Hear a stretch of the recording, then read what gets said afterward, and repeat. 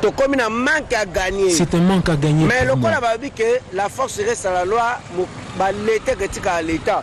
Ceux qui balinent au sala, la population a ACP là. Attends, comme ça, on dit avantage, il y a besoin du peuple congolais. Nous ne pouvons pas continuer à vivre dans ces conditions. Nous avons vu plusieurs fois des reporters en ces lieux, mais rien n'est fait. Mais ceux qui m'ont dit que le peuple d'abord, le peuple malgré la promesse répétée de l'autorité provinciale en ce qui concerne la remise en état de l'avenue Bongolo, rien n'est fait jusqu'à présent. Des eaux qui traînent sur la chaussée dégradée dégagent des odeurs nauséabondes et surtout devient le lieu où se multiplient les moustiques et autres insectes nuisibles, mettant ainsi en danger la santé des citoyens qui habitent les alentours. Ça, c'est une tâche qui incombe à l'État. Le pouvoir public doit pouvoir prendre ses responsabilités pour réparer ce qu'il y a. On déplore la situation tous. Bon. On a toujours espéré que l'État pouvait faire quelque chose.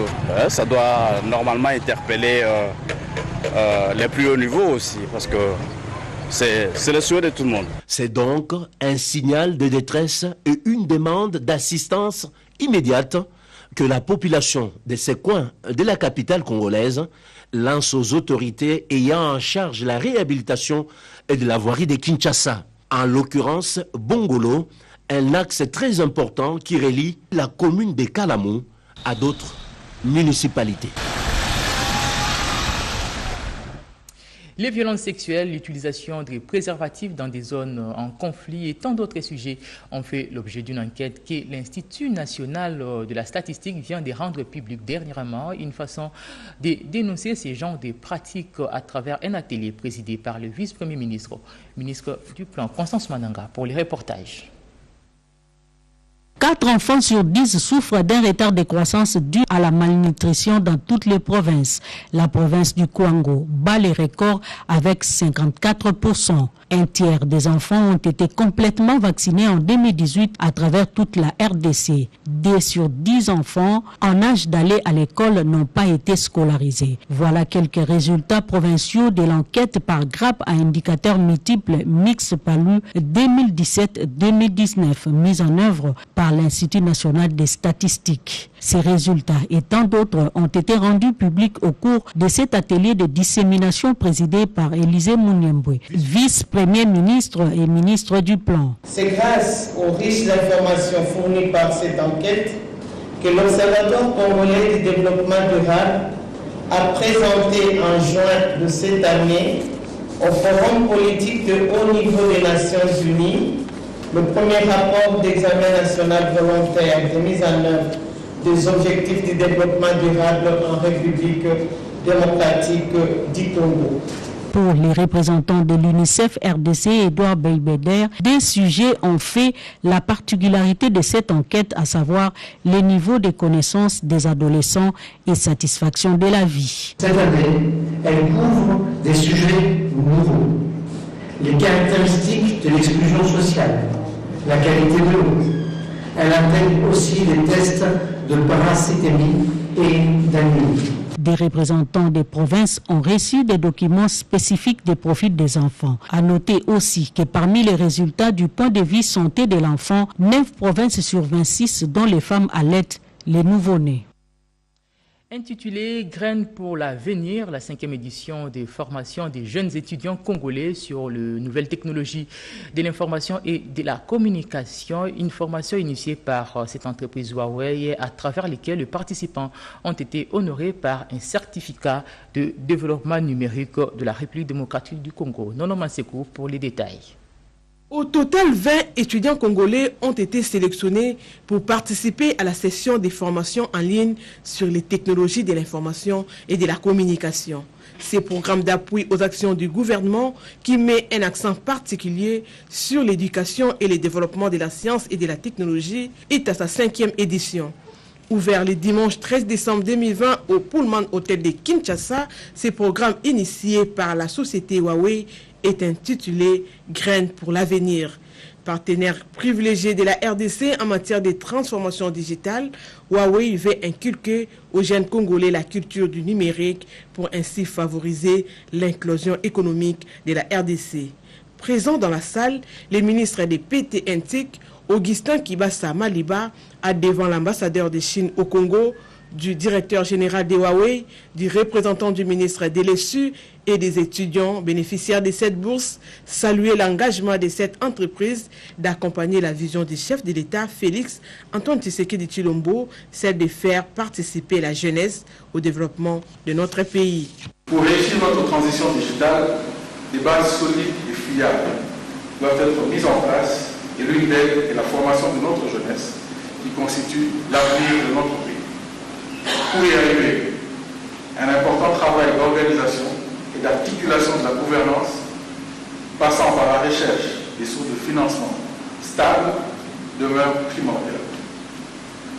Différentes réformes devaient être mises en place pour adapter l'éducation de nos jeunes aux nouvelles technologies auxquelles le pays fait face aujourd'hui.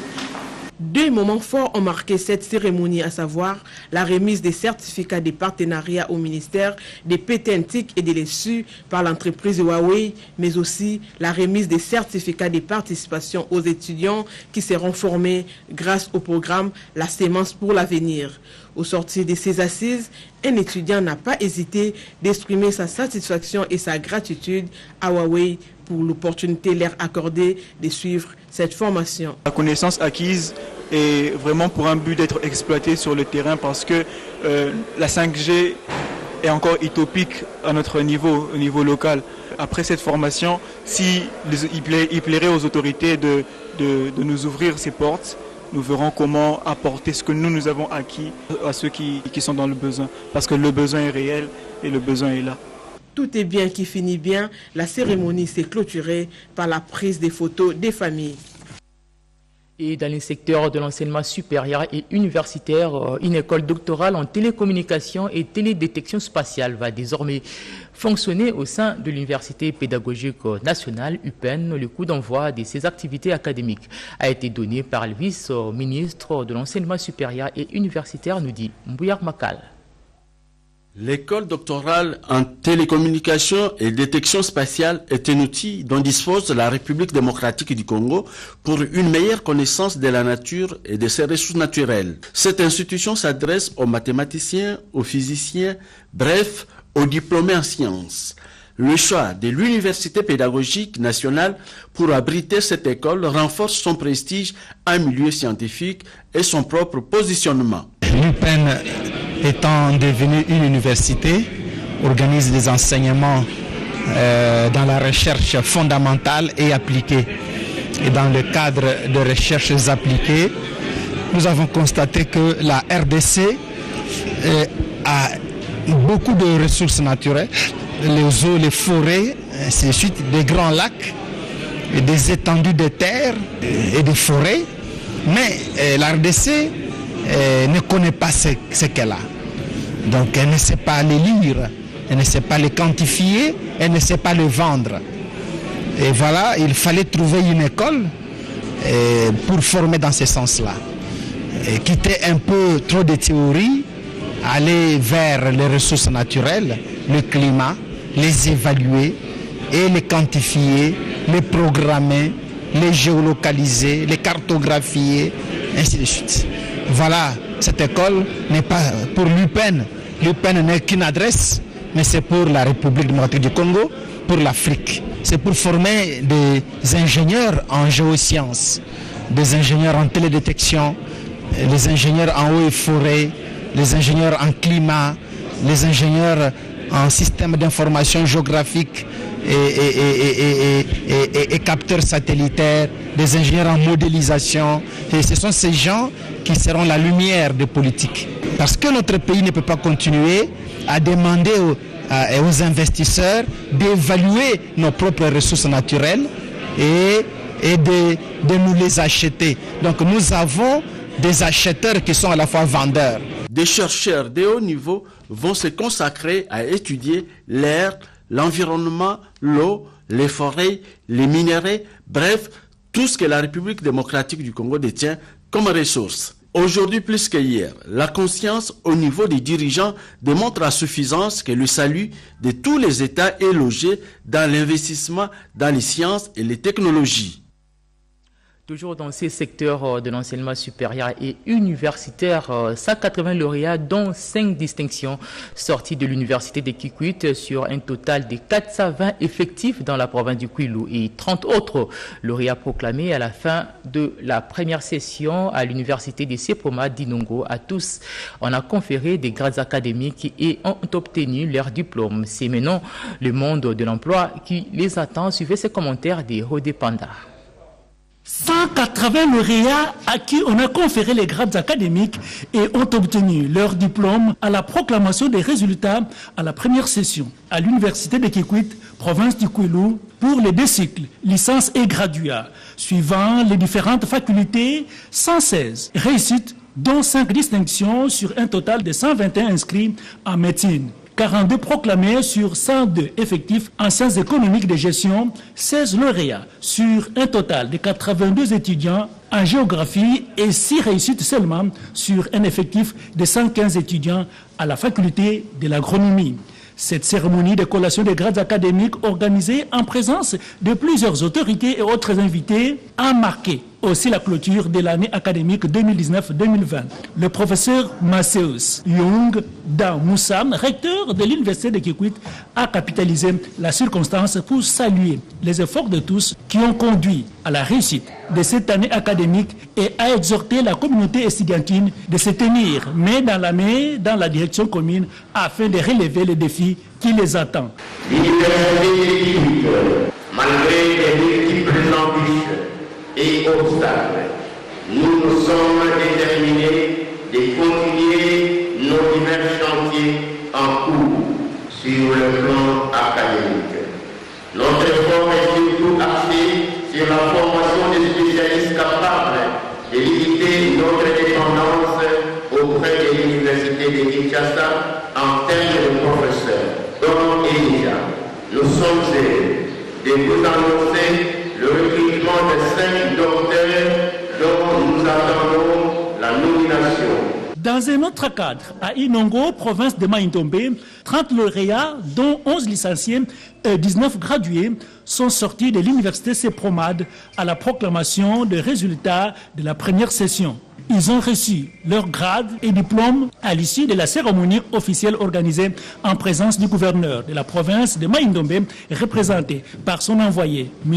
Ipondo, sans oublier d'autres personnalités politico-administratives et toute la communauté universitaire. Pour le directeur général de cet établissement d'enseignement universitaire, le Sepromad, Monsengo Povampori, cette université qui est à sa 3e promotion ne cesse d'apporter la pierre de construction à cet édifice de la société congolaise en général et dans la province de Mai-Ndombe en particulier, avec la formation de l'élite dont les pays a besoin.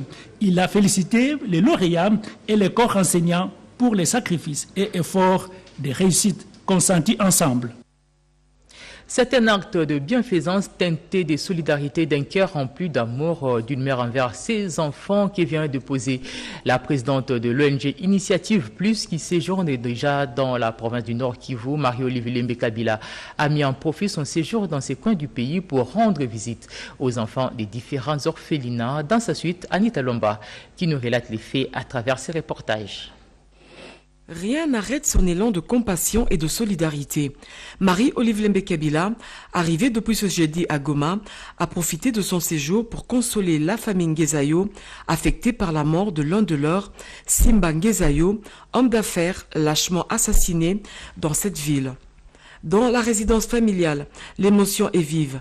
Brigitte Ngezayo, mère du défunt, s'est enlacée dans les bras de l'épouse de Joseph Kabila, qui a eu des mots justes pour remonter son moral. Ensuite, Marie-Olivier Lembe Kabila va prendre la direction de l'orphelinat qui porte son nom.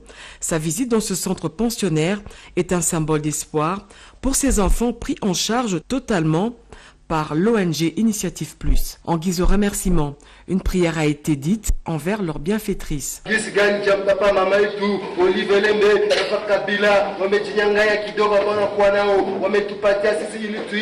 Autour d'un repas du soir, ces pensionnaires ont été émerveillés par l'histoire racontée par la présidente de l'Initiative Plus, qui a toujours utilisé cette méthode pour leur transmettre des valeurs humaines. Nani njo mwenyewe anaweza kutupatia leson ya hii hadithi. Hadithi nasema hivi hakuna kudharauana.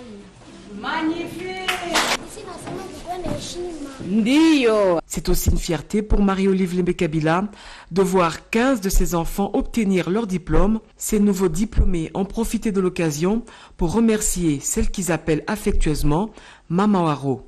C'est grâce à mon Olive Lembe, c'est pour les efforts de Maman Olive Lembe qu'elles sont aujourd'hui diplômées. Ils sont environ 400 enfants pensionnaires qui sont hébergés et pris en charge depuis plusieurs années. J'exercerai ma profession de chirurgien dentiste dans le strict respect des principes déontologiques universels reconnus par l'Association mondiale bucco-dentaire. Telle était l'une des articulations phares lues par la cinquantaine de médecins lors de la prestation des serments d'Hippocrate fait par le jeune Congolais Pierre Mbouyo. Nous en dit un peu plus. L'espace sanitaire congolais vient de s'enrichir d'une cinquantaine de nouveaux docteurs spécialisés en médecine dentaire, tous récipiendaires et lauréats de la faculté de médecine de l'université de Kinshasa. Une entrée dans cette noble profession médicale des chirurgiens dentistes qui s'est concrétisée à travers cette sobre mais symbolique cérémonie des prestations de serment d'Hippocrate, imposable à tous, fait devant un parterre d'autorité. En qualité de membre de la profession médicale, je prends l'engagement solennel de consacrer ma vie au service de l'humanité. Je ne permettrai pas que des considérations d'âge, de maladies ou d'infirmités, de croyances d'origine éthique, des genres, des nationalités, d'affiliation politique, des races, d'orientation sexuelle, des statuts sociaux ou tout autre facteur s'interposant entre mon devoir et mon patient. Cette indispensable et importante étape professionnelle accomplie par ces nouveaux médecins constitue le gage essentiel de leur entrée dans la grande famille de l'Ordre national des chirurgiens dentistes de la République démocratique du Congo, d'où ces sages conseils inspirés de la sagesse bantou leur prodiguée.